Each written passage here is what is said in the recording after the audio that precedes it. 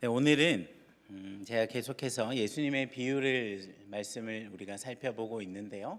5번째 시간으로 나는 선한 목자라라는 제목의 말씀을 함께 나누어 보려고 합니다. 예수님께서 항상 비유의 말씀에서 이런 표현을 많이 쓰십니다. 나는 무엇이다. 그리고 오늘 본문에서는 자신을 선한 목자로 묘사하고 계십니다. 여러분, 선한 목자라는 단어를 들으면 여러분 머릿속에 떠오르는 이미지나 성경이 있을 것 같은데, 지금 제가 이렇게 질문을 하면 여기 있는 분들 중에 아마 한 50% 이상은 떠오르는 성경 구절이 어디일까요? 시편 23편이 되겠죠. 시편 23편 1절 2절은 이렇게 기록하고 있습니다. 여호와는 나의 목자시니 내게 부족함이 없으리로다. 그가 나를 푸른 풀밭에 누이시며 쉴 만한 물가로 인도하시는 도다. 너무 좋지 않습니까? 주님이 나의 목자가 되시니 내 삶에는 부족한 것 하나 없지. 그리고 그분께서 내 삶을 푸른 풀밭과 쉴 만한 물가로 인도해 주실 것이니 염려할 것도 전혀 없어. 이런 우리에게 참 마음의 위로를 주는 말씀이죠. 시편 23편 말씀을 통해서 아마 이런 위로를 경험한 우리 청년들도 있을 줄 압니다. 이 외에도 성경에서 예수님을 목자로 표현하거나 또 구약 성경에서 하나님을 목자로 표현한 구절들은 굉장히 많이 찾아볼 수 있습니다. 그런데 성경에서 유일하게 오늘 우리가 본 본문에서만 등장하는 표현이 있는데 바로 선한 목자라는 표현입니다. 오직 요한복음에서만 사용하고 있는 묘사인데요. 예수님은 11절과 14절에서 자신을 선한 목자로 소개하십니다. 이때 선하다라는 말은 영어 성경에서는 good로 기록되고 있습니다. 너무 심플하고 좋죠. 그런데 신약 성경이 기록된 헬라어 원어 성경을 살펴보면 의미가 이 굿보다는 조금 더 넓어지는 것을 알 수 있습니다. 선한이라는 말을 수식하기 위해 사용된 헬라어가 칼로스라는 단어인데, 단순히 외형적인 좋은 것을 넘어서서 그 내적인 도덕적인 성품과 탁월함을 포함하고 있는 아름다움을 가리킨다. 또 도덕적이고 윤리적으로 선하며 내면적으로 본질적인 가치를 지니고 있음을 의미하는 단어, 이렇게 기록이 되어 있습니다. 자, 이런 의미에서 11절과 14절에서 주님께서 스스로를 묘사하시는 이 선한 목자라고 할 때 선한 목자는 어떤 분이시냐?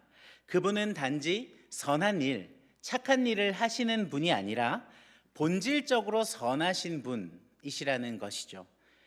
그리고 그분의 선함은 모든 면에서 완전합니다. 우리의 선함은 불완전하지만 우리 주님의 선함은 완전하시는 것이죠.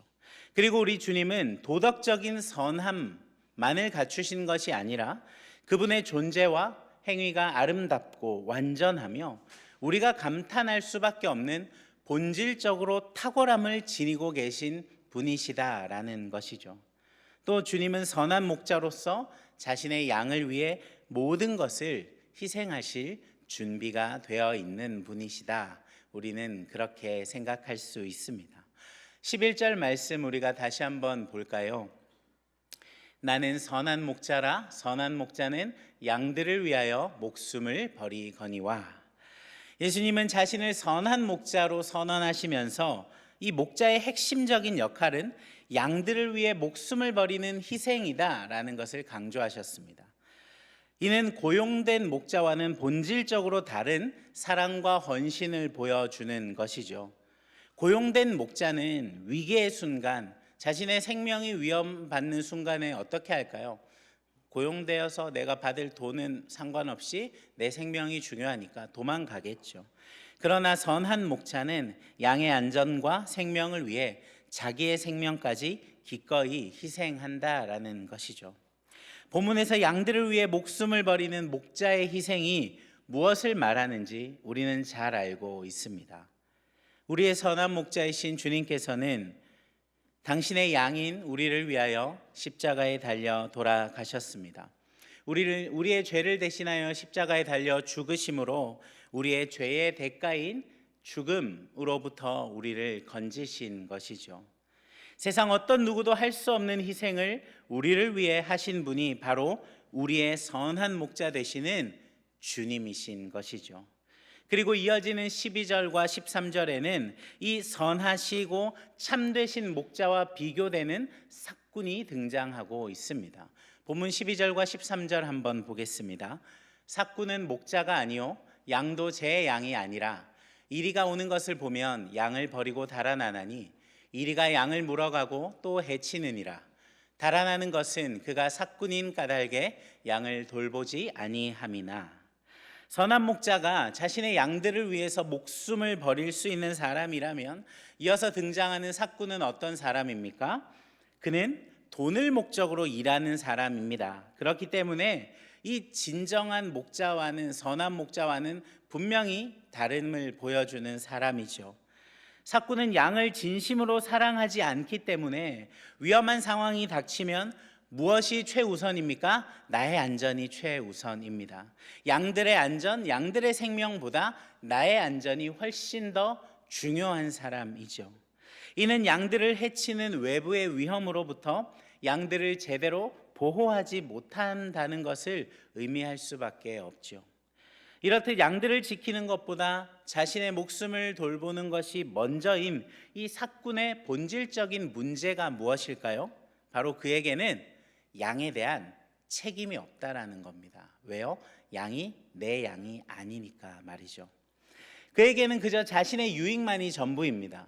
잠시 잠깐 양을 돌보면서 내가 받을 수 있는 돈이 훨씬 더 중요한 사람입니다. 그래서 양들을 향한 어떤 진정한 사랑과 헌신 같은 것은 그에게서 찾아볼 수 없는 것이죠. 당시의 시대 배경에서 예수님은 이 삭군을 누구로 비유하고 계셨을까요? 바로 하나님을 향한 사랑의 마음이 결여돼 버린 종교 지도자들을 향하고 있는 것이죠. 그들은 하나님의 백성들을 말씀으로 온전하게 세워내야 함에도 불구하고 그런 것에는 아무런 관심이 없었습니다.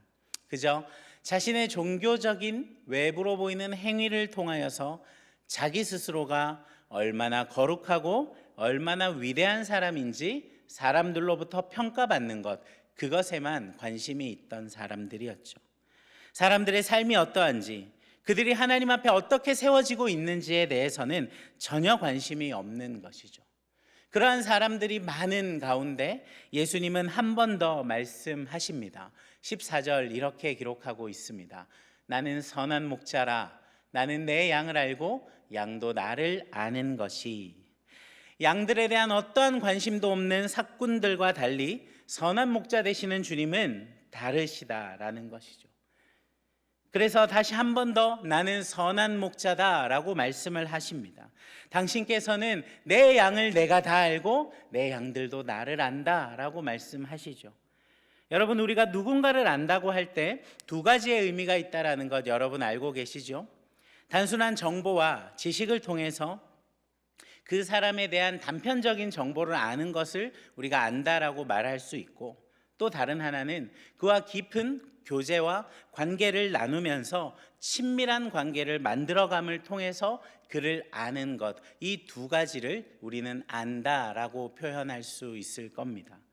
자, 14절에서 예수님께서 양들을 안다라고 하실 때의 의미는 당연히 후자가 되겠죠.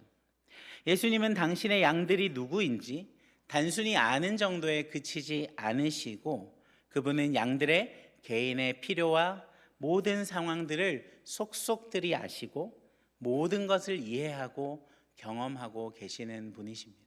성경에는 머리털 하나까지 세신 바 된다라고 기록하고 있을 정도로 우리 주님은 우리의 모든 것을 알고 계시는 완전하신 목자이신 것이죠. 그리고 이어지는 예수님의 말씀이 무엇입니까? 양도 나를 안다 말씀하시죠. 이 자리에 앉아 있는 우리 청년들에게 묻습니다. 여러분, 우리의 선한 목자이신 주님을 여러분 알고 계십니까? 네, 당연히 알고 계시겠죠. 여러분이 주님을 아는 그 알미 어떤 것인지를 묻고 싶은 겁니다. 우리의 선한 목자 되시는 주님께서는 우리를 향하여 나는 내 양인 너를 아주 잘 안다라고 말씀하시는데, 여러분은 주님의 그 말씀에 저 역시 내 목자이신 주님을 경험했고 교제를 통해서 내 주님이 어떤 분이신지 너무나 잘 알고 있습니다. 여러분, 이렇게 말할 수 있느냐? 이것을 묻고 싶은 것이죠. 제가 지난 여름 수련회 때 저녁에 예배 때 이제 설교를 하면서 여러분에게 영상을 하나 보여줬던 것 기억할 겁니다. 이제 런던의 웸블리 경기장에서 손흥민 선수의 축구 경기를 직접 직관했던 영상을 보여줬었는데, 제가 그거 영상을 보여주면서 사람들에게 이렇게 얘기하는 거죠. 나 손흥민을 알아. 나는 그와 한 공간에 있었어. 멀리서, 내가 한국에서 멀리서 왔다고 특별히 날 위해 그날 2골을 넣어줬어. 난 손흥민과 아주 절친한 관계야 라고 말을 하고 다닌다면, 여러분, 이 말이 사실일까요?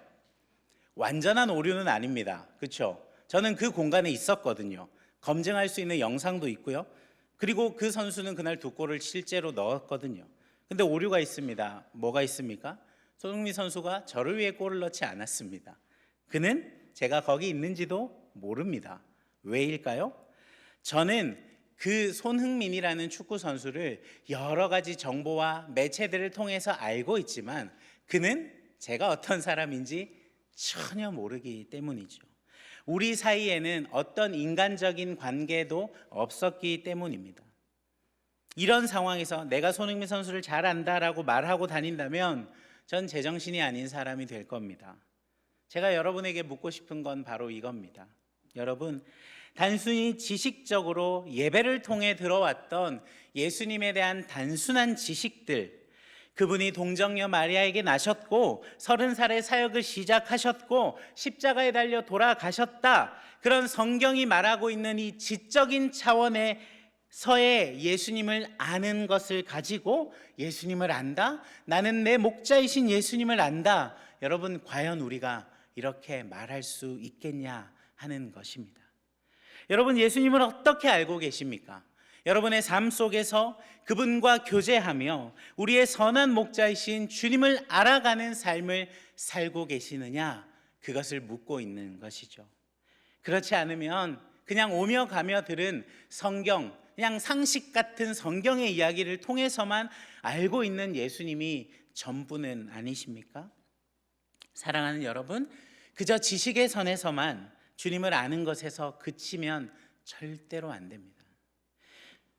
그냥 일주일에 한 번 예배 자리에 와서 이렇게 예수님의 이야기를 듣는 것만으로 우리는 예수님을 안다라고 말하는 건 마치 제가 나 손흥민하고 잘 알아 라고 말하고 다니는 것과 별반 다를 게 없다라는 이야기입니다.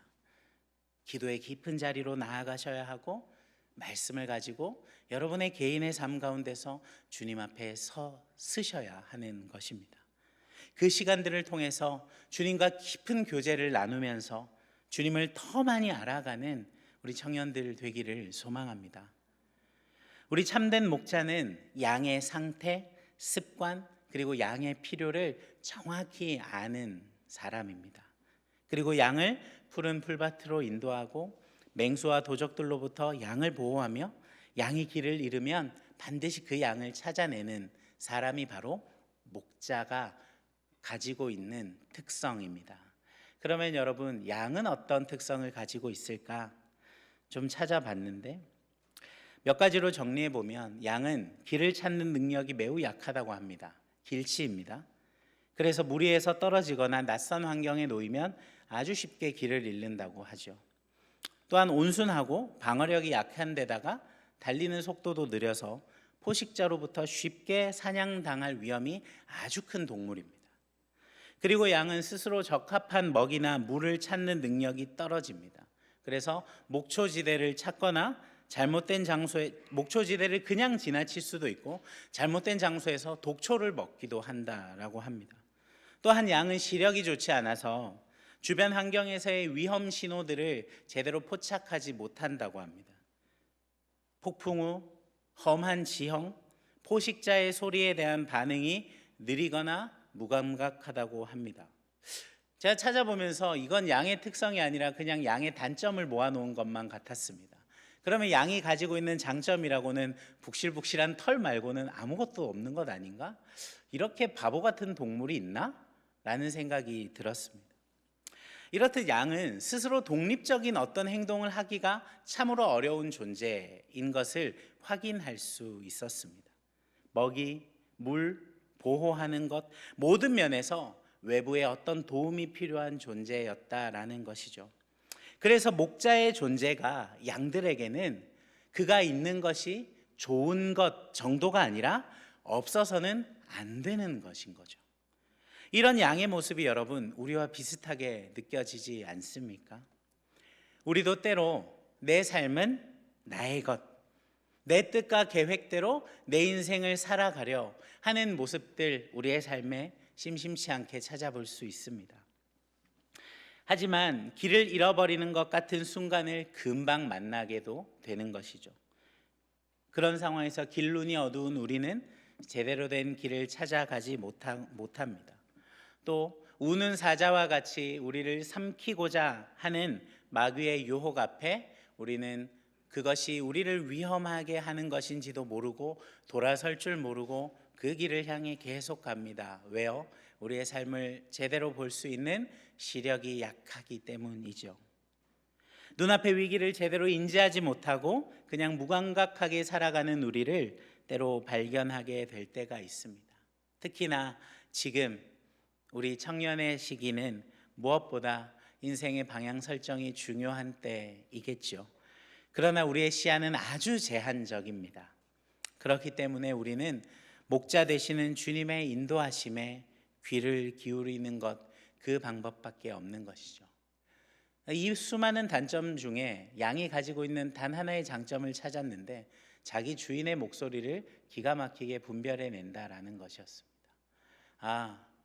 시력이 어둡고 자기 스스로 할 수 있는 것이 많이 없어도 자기의 목자의 음성만 분별할 수 있다면, 그 목자가 부르는 그 음성을 따라 양이 갈 수 있다면 그 양은 안전할 수 있는 것이죠. 또한 여러분, 많은 소음과 유혹들로 우리를 혼란스럽게 하는 세상 앞에서 우리 역시 이 말씀과 기도를 통해 나의 목자의 음성을 분별할 수 있어야 합니다. 아무것도 하지 않은 채로 우리는 어느 것이 우리를 향한 주님의 음성인지, 어느 것이 세상의 유혹이고 사단의 시험인지 우리는 분별해낼 수 없습니다. 무엇을 통해 우리가 그것을 알 수 있습니까?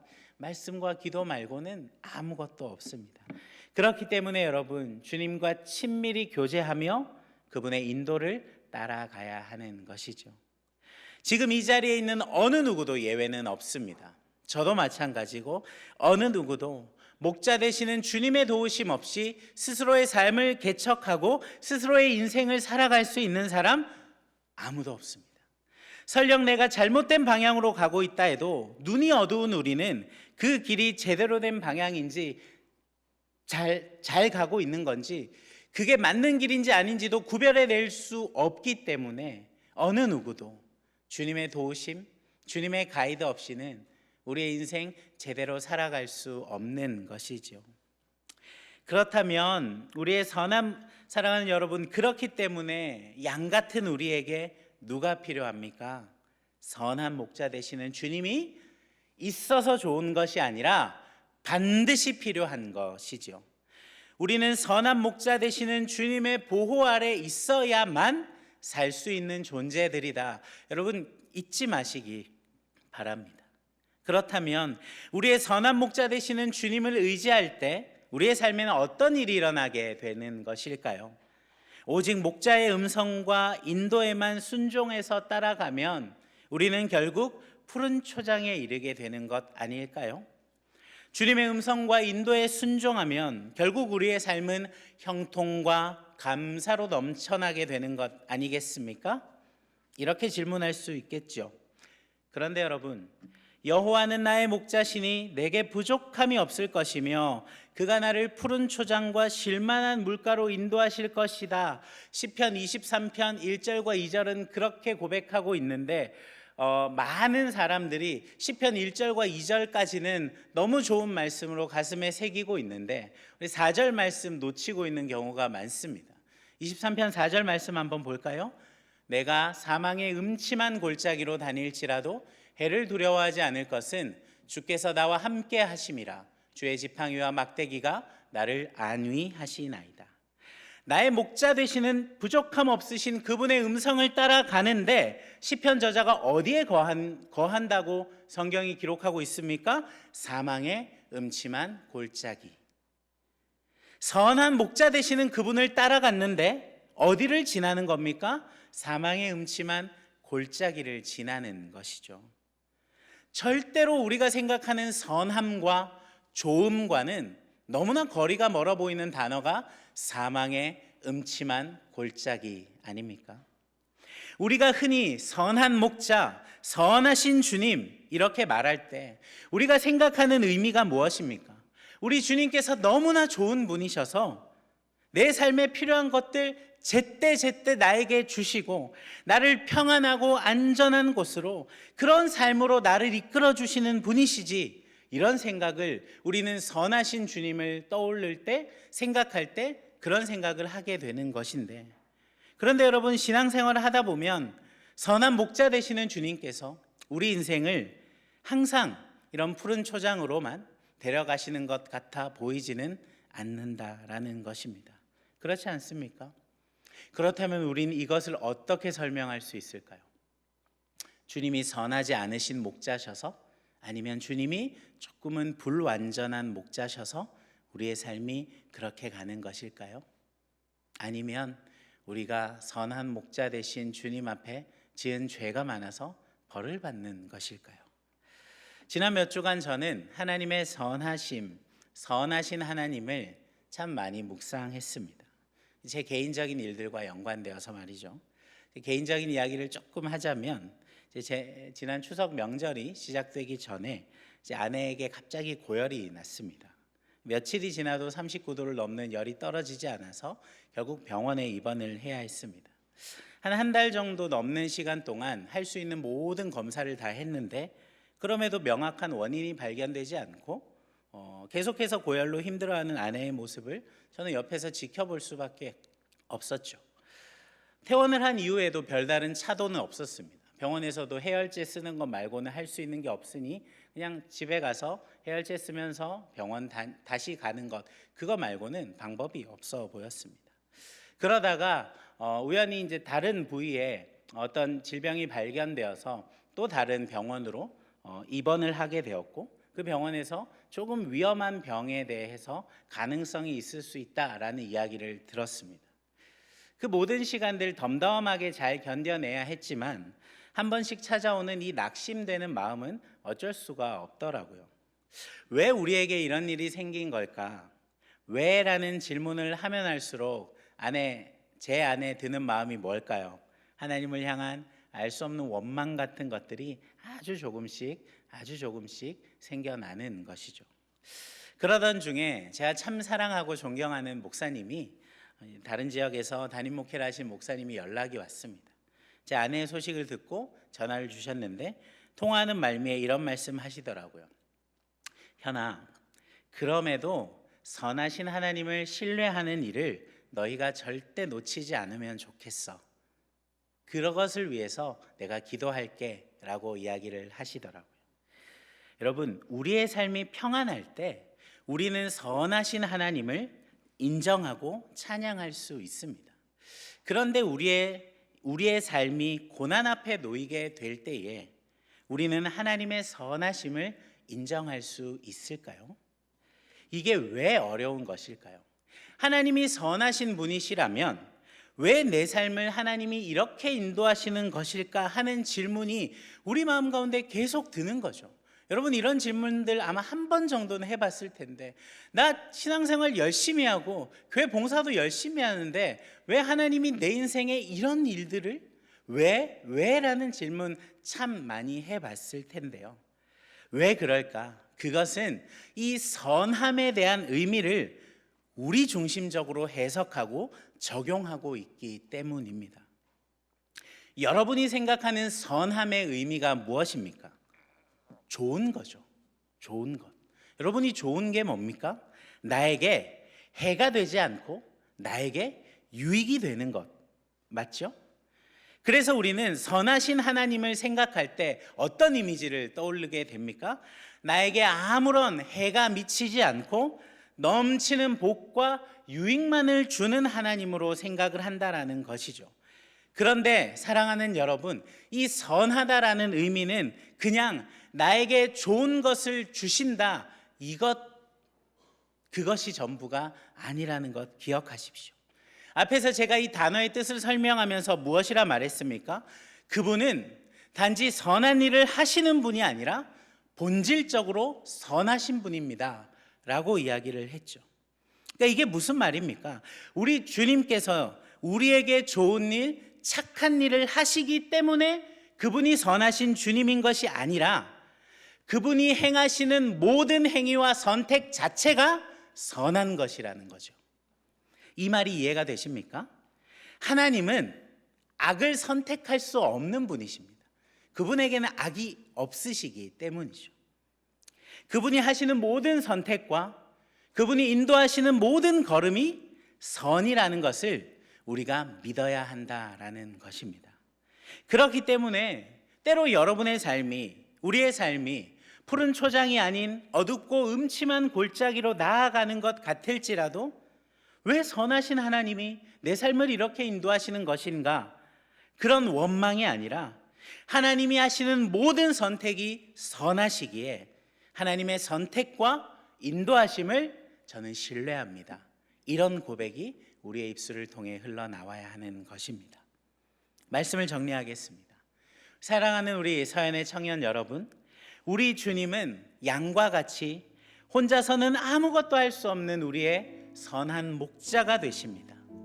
우리의 선한 목자이신 주님은 우리의 필요를 아시고 우리 각자의 삶을 푸른 초장으로 선하신 길로 인도하시는 분 맞습니다. 그런데 우리가 바라고 기대하는 나에게 유익이 되는 선한 길이 아니라 하나님이 보시기에 우리에게 필요하고 우리가 가야 할 길로 하나님은 우리의 삶을 이끌어 가신다라는 것입니다. 당장에 우리의 눈에는 이 길이 아닌 것 같은데, 하나님 여기 아닌 것 같은데요, 하나님 저 잘못 보내신 것 같은데요, 하나님 왜 저에게 이런 일이 생기죠? 라는 질문들이 생긴다 할지라도 결국 그 길의 끝에서 주님은 우리를 물과 목초가 풍성한 곳에 다다르게 하신 것이라는 거죠. 어떠한 상황 속에서도 그렇기에 선하신 하나님을 향한 신뢰와 믿음을 저버리지 마십시오. 선하신 주님을 사랑하고 그분을 의지하는 일을 포기하지 않으시기를 바랍니다. 이 의미를 기억하면서 우리가 시편의 말씀을 다시 한번 같이 읽어보면 좋겠는데요. 23편 1절부터 3절 그리고 6절을 우리가 함께 읽어보면 좋겠습니다. 함께 읽습니다. 여호와는 나의 목자시니 내게 부족함이 없으리로다. 그가 나를 푸른 풀밭에 누이시며 쉴만한 물가로 인도하시는도다. 내 영혼을 소생시키시고 자기 이름을 위하여 의의 길로 인도하시는도다. 6절 읽습니다. 내 평생의 선하심과 인자하심이 반드시 나를 따르리니 내가 여호와의 집에 영원히 살리로다. 어떠한 순간에도 선하신 우리의 좋은 목자 되시는 주님을 의지할 때 우리 주님께서는 저와 여러분을 우리의 삶을 쉴만한 물가로 인도하실 것입니다. 그리고 우리의 영혼을 소생시키시고 우리의 인생을 의의 길로 인도하실 줄 믿습니다. 그런데 한 가지 달라야 하는 것이 무엇입니까? 그 선함이 내가 바라는 선함이 아니라 우리 주님이 하시는 악을 선택하실 수 없는 우리 주님이 하시는 선택과 인도하심을 신뢰하며 우리의 좋은 목자 되시는 구주 예수 그리스도만을 바라보며 그분을 따라 그분을 순종해야 한다라는 것이죠. 사랑하는 여러분, 때로 이해되지 않는 순간에도 그래, 하나님은 선하신 분이시지, 우리 안에 선하신 하나님을 향한 신뢰를 잃어버리지 않고 살아가는 우리 사랑하는 모든 서연의 청년들 되기를 주님의 이름으로 축복합니다.